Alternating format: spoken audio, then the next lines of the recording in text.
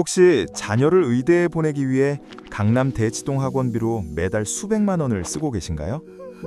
10년 전 그 학원비 100만 원으로 엔비디아 주식을 샀다면 지금 얼마가 되었을지 계산해 보셨습니까?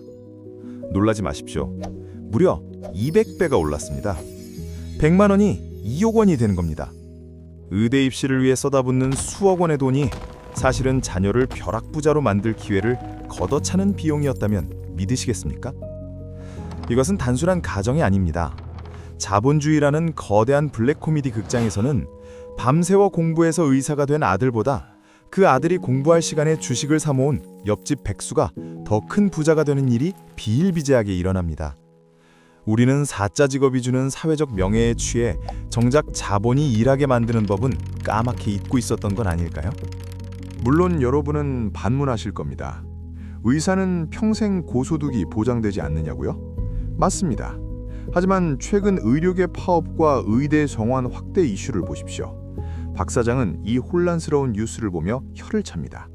그는 이미 알고 있습니다.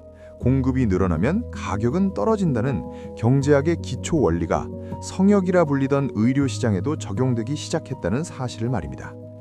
여기서 반전이 일어납니다. 모두가 의대 정원 문제로 싸우고 있을 때 박 사장은 조용히 웃으며 의료용 인공지능 기업과 로봇 수술 관련주를 검색합니다. 의사가 늘어나 경쟁이 치열해지면 병원들은 살아남기 위해 더 효율적인 최신 장비를 도입할 수밖에 없기 때문입니다. 위기 속에 숨겨진 진짜 돈줄은 바로 병원이 아니라 병원의 물건을 파는 기업에 있었습니다. 지난달 골드만삭스 보고서에 따르면 인공지능 도입으로 가장 큰 생산성 향상을 보일 분야 중 하나가 헬스케어라고 합니다. 이게 무슨 뜻일까요? 앞으로의 의사는 청진기를 든 사람이 아니라 인공지능 진단 프로그램을 능숙하게 다루는 관리자가 될 확률이 높다는 겁니다. 판이 바뀌고 있는데 우리는 여전히 20세기 방식의 암기 공부에 목숨을 걸고 있습니다. 그렇다면 왜 우리는 이 뻔한 계산을 외면할까요? 바로 공포 때문입니다. 자격증이 없으면 내 자식이 굶어 죽을지도 모른다는 막연한 공포가 이성을 마비시킨 겁니다. 하지만 나스닥 100지수의 지난 10년 연평균 수익률을 보십시오. 그 어떤 전문직의 연봉 상승률보다 가파르게 올랐습니다. 데이터는 거짓말을 하지 않습니다. 이 거대한 흐름 속에서 우리의 주인공 김 과장은 어떻게 했을까요? 그는 어제 중학생 딸아이의 수학학원 등록을 잠시 보류했습니다. 그리고 엑셀을 켰습니다. 아이가 의사가 되기까지 들어가는 총 비용과 그 돈을 연복리 10%로 미국 지수 추종 펀드에 투자했을 때의 20년 후 자산을 비교해 본 겁니다. 결과는 충격적이었습니다. 의대 졸업 후 인턴과 레지던트를 거쳐 전문의가 되는 30대 중반까지의 기회비용을 따져보니 차라리 지금부터 증여세를 내고 주식을 사주는 게 아이를 경제적 자유인으로 만드는 더 빠른 길이라는 계산이 나왔습니다. 김 과장은 무릎을 쳤습니다. 열심히 사는 것보다 중요한 건 어디에 줄을 서느냐였습니다. 김 과장은 거기서 멈추지 않았습니다.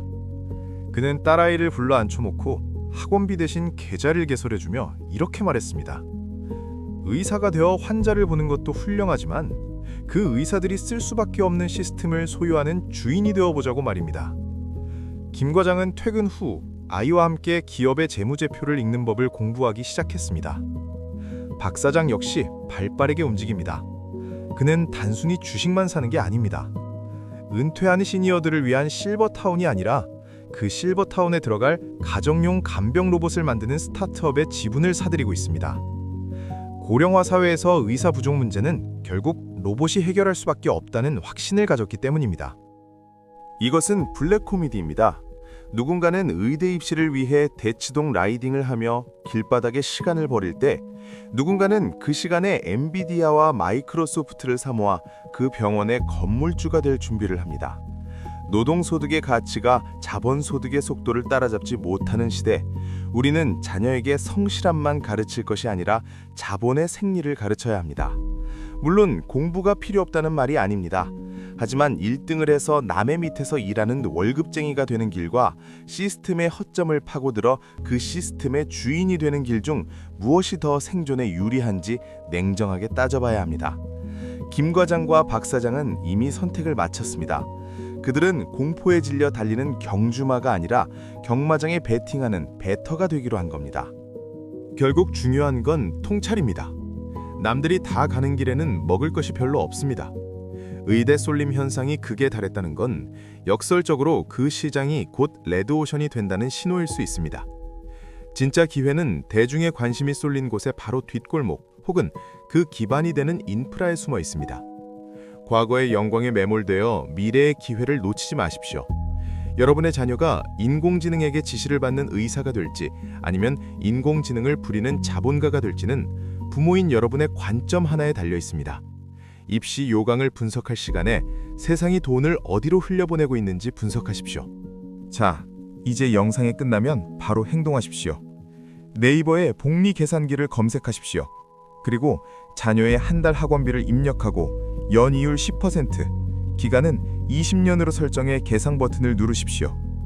그 숫자가 여러분 자녀가 의사가 되어 받을 첫 연봉보다 크다면 오늘 저녁 식탁에서의 대화 주제를 당장 바꾸셔야 합니다. 시청해주셔서 감사합니다. 구독과 좋아요는 사랑입니다. 마음의 뒷면이었습니다.